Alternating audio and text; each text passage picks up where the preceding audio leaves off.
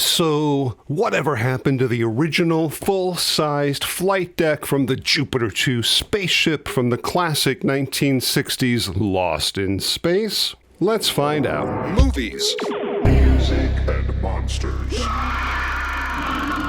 Danger, danger. Hey my friends, Dan Monroe here from Movies, Music, and Monsters. Well, sit back and buckle up, my friends. This is gonna be a good one. Over the past year and a half now, I've done quite a few videos on whatever happened to certain models and props from Lost in Space, and I was recently flipping through a bunch of old personal Lost in Space videos this past week and came across a ton of super cool VHS footage that my brother Paul and I took way back in 1995 while visiting the original Lost in Space Jupiter 2 flight deck. I waved my magic wand over the footage, cleaned it up, and up-converted it to high definition. You're so sexy when you talk all technical and stuff. Indeed, and not to blow everybody's minds, but I'm referring to at least one of the flight decks. Say what? What do you mean, one of them? Ha! Right. It's not really something that a lot of people knew about or even realized while watching the show.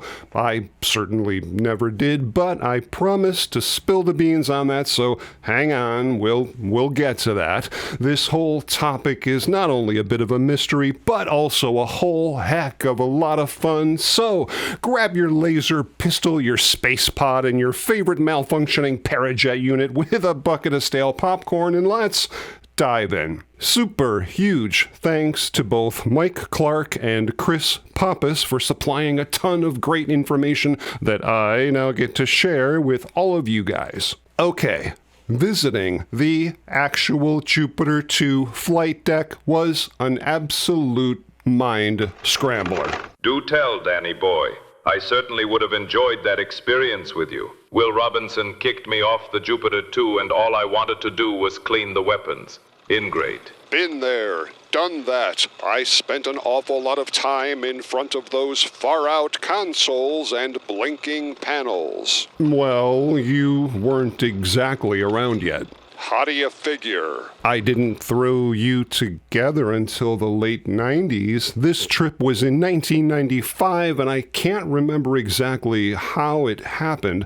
Pretty sure it had something to do with the fact that my brother Paul wrote a book called The Lost in Space Handbook, the story of America's favorite space family, which coincidentally got he and I in with a lot of the stars and the people behind the show.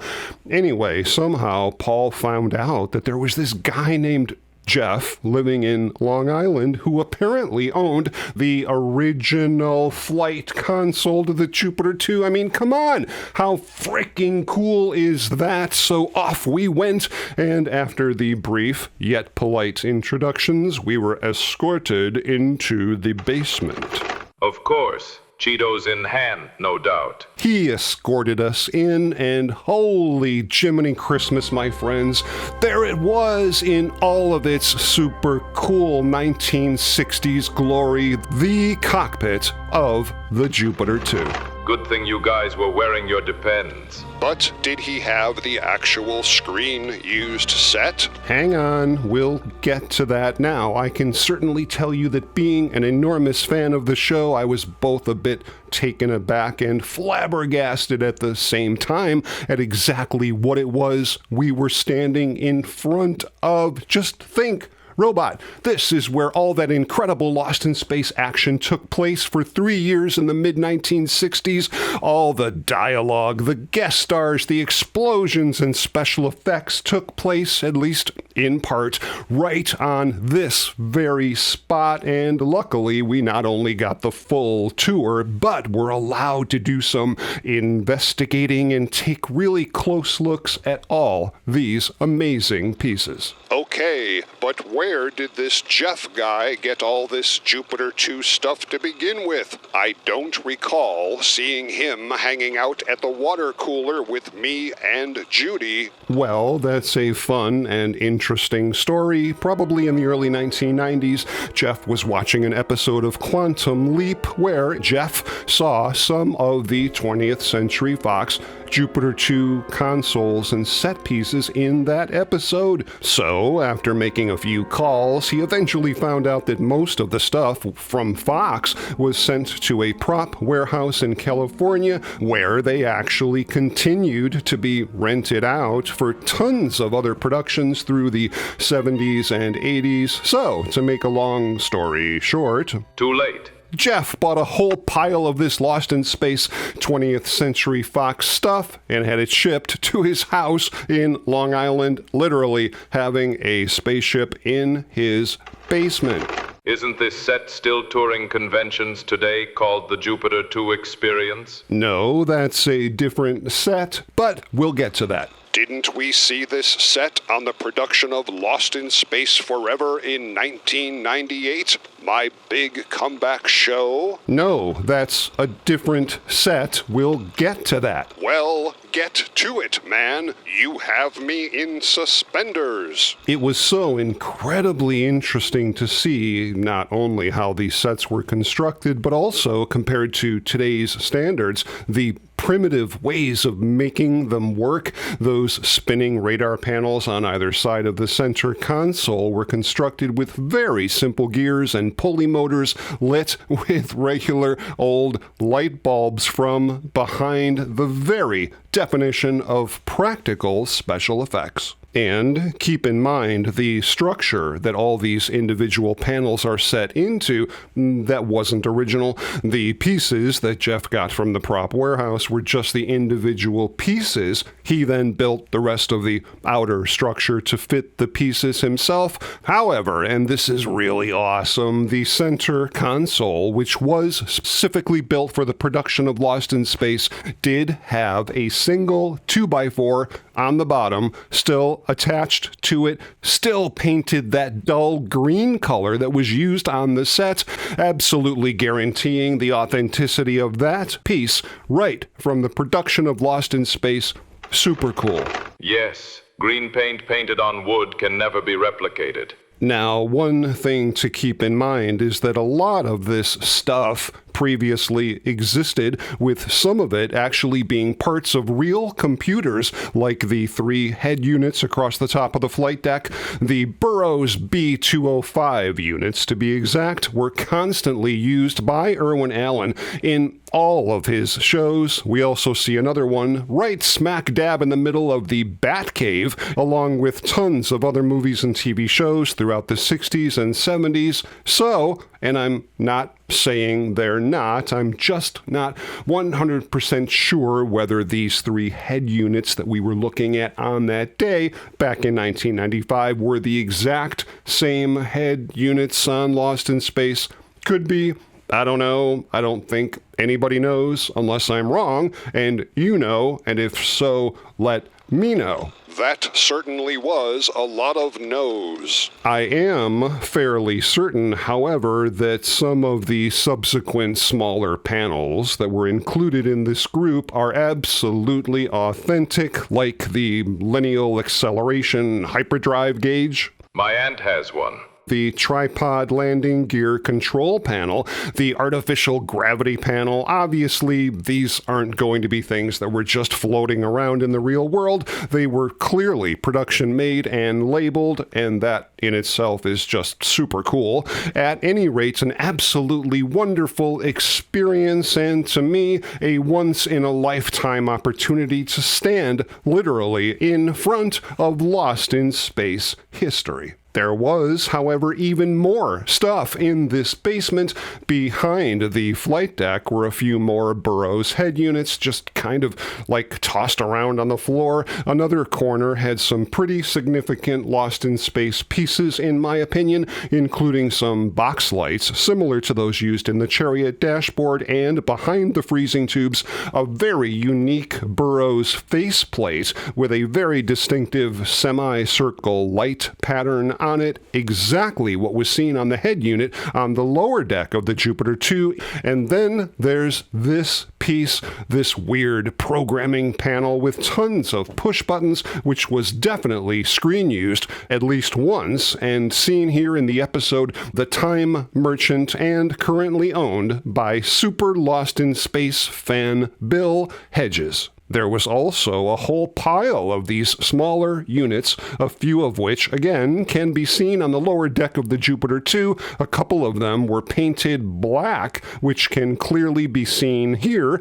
in an episode of the Planet of the Apes TV series. Television's greatest achievement. Now, I don't really know whether or not the Burroughs head unit that we see in the Batcave was one of the exact units from Lost in Space, but I do know that some stuff from Lost in Space occasionally made it onto the set of Batman, like Mr. Freeze's freeze gun being a modified first season Lost in Space laser rifle, and now and again in the Batcave, for whatever reason, we would see the force field generator. Okay, we get it. All vintage stuff no matter what. That alone scores a 10 on the how cool is that factor.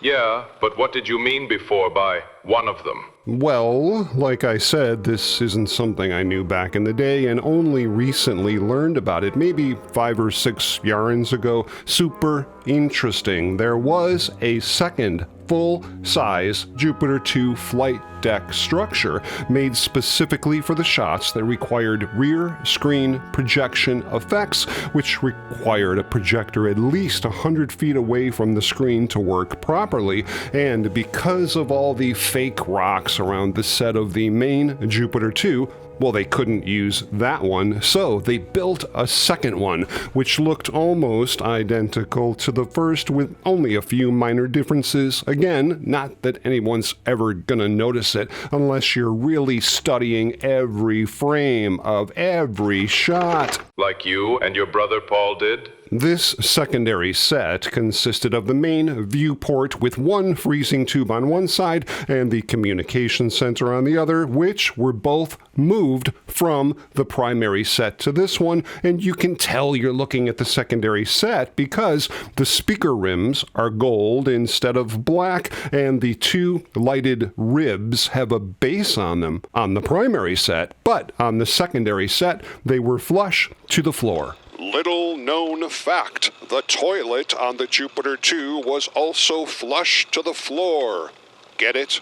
Toilet, flush. I think we're going to be canceled. Super cool, this secondary set was also hoisted above the main stage in order to get a downward view, basically simulating the fact that the ship was up on its landing gear. We saw this in Ghost Planet, Target Earth, and they had planned to use this technique in the episode A Visit to a Hostile Planet, but that sequence, for whatever reason, was never filmed. So, all three of the center consoles, along with the three head units on the top, were the same set pieces as the primary set, just moved from that set to this second set whenever they needed to film sequences with the rear projection. So, in all historical accuracy, I should point out that there weren't really two complete sets, but two flight deck locations that shared the same props and panels. However, after the first episode of Season 3, The Condemned of Space, it appears that we never saw this second set again. Why? Well, the whole concept of using the rear projection was replaced in favor of using standard Hollywood blue screen shots with the main primary set. So, there you have it, the super cool story of both the original Lost in Space Jupiter 2 flight deck sets. Okay, let's get to the good stuff. Where is it today? Well, back in 2005, the entire lot of these amazing flight deck pieces went up for sale at a Profiles in History auction. All the original panels, the head units, and all the subsequent smaller production-made panels selling for, if you can believe it, only $60,000. Only? Well, I say only because 60 grand doesn't really seem like a whole heck of a lot of money to spend on such an iconic piece of science fiction Hollywood history. Well, according to my Frieden calculator-inspired brain, $60,000 in 2005 at a cumulative rate of inflation at 15.5% for every 20 years would be equivalent to almost $1 million today. That's a lot, even for Dr. Evil. Well, there you go. But that, my friends, was not the end of the Jupiter 2 flight decks. Well, as far as the original production ones, yes. But when executive producer Kevin Burns started making plans for the Lost in Space Forever TV special in 1998, where he recreated about half of the entire upper deck of the Jupiter 2, and get this, he actually contacted Jeff, the guy that we went to see, and asked him if he could borrow his original set pieces for this production. Wow, that would have been super cool. Yeah, but for whatever reason, that deal just fell through. Of course. Why buy the cow when the deuteronium is free? So, a brand new flight deck along with a lot of the elements of the Jupiter 2 upper deck were lovingly recreated for this amazing television special. Nowhere near as elaborate as the set from the show, but good enough for government work, and this is wild. I specifically remember Kevin Burns calling me and letting me know that he was going to auction off that entire set. I think he wanted me to advertise it on my website at the time, but sadly that too just was never meant to be, as the entire gorgeous Jupiter 2 set from Lost in Space Forever was simply thrown out. However, that being said, a little bird recently told me that some parts of it may have survived and are currently in a private collection, so the story never really ends. Not unlike this segment. And let's not forget that there's also a ton of incredible fan-made Jupiter 2 flight decks out there. The very first one, built by a gentleman named Pat Burns, really the pioneer who started all this cockpit building, built an amazing Jupiter 2 flight deck, and this is super cool, eventually sold it to Hollywood special effects and makeup master Greg Nicotero. But wait, there's more. Super Lost in Space fan Bill Hedges, the guy I mentioned earlier who owns the programming unit, has one of the most spectacular Lost in Space collections I've personally ever seen, including replicas of not only the Jupiter 2 flight deck, but the gallery, the lab, the sleeping quarters, and even the entire outside of the ship on the desert planet.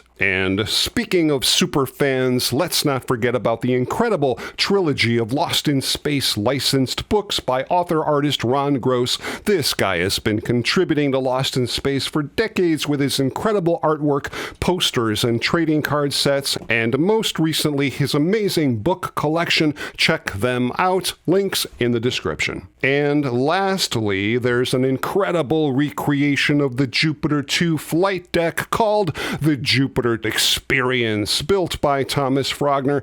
Absolutely amazing to see, or in this case, experience. I'm really looking forward to seeing it this coming October 17th and 18th at the Carlisle Comic-Con in Carlisle, Pennsylvania, where I'll be a guest along with my robot here. You mean you're actually going to schlep me there with you? I'm actually going on that trip? You certainly are. The beautiful Marta Kristen will be there too, complimenting the amazing Jupiter 2 experience experience. So if you get a chance to check it out, by all means do so and experience it in person for yourself. I wasn't invited. Ha ha, serves you right, meanie. Suits me. I just bought a boat. The props, costumes, and set pieces from Lost in Space are not only some of the most beloved pieces of television sci-fi history, but also unique and historical pieces of art. Amazing to know that so many of these incredible Lost in Space artifacts still exist today, including original blueprints, miniatures of the chariot, costumes and wardrobe, the original hero robot brain, the original hero robot tread section, the original stunt robot, the original hero robot himself, and so many more. We could be here all day, but that, my friends,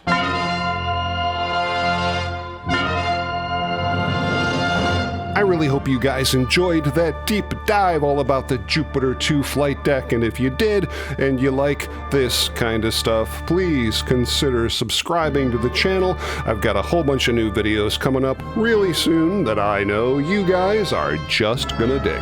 And if you'd like to help support the channel, you can always buy us a coffee. Link in the description. And please feel free to stop back anytime as we together continue the conversation on movies, music, and monsters. Movies, music, and monsters. FANTASTICON, the ultimate comic book and pop culture experience. September 27th and 28th at the Oakland Expo Center in Waterford, Michigan. Guests include Marta Kristen from Lost in Space, Butch Patrick from the Munsters, Larry Wilcox and Eric Estrada from Chips, Eugene Clark, Jeremy London, and more. Enjoy the Lost in Space robot and the Jupiter 2 experience. Get your tickets and more information at fantasticon.net.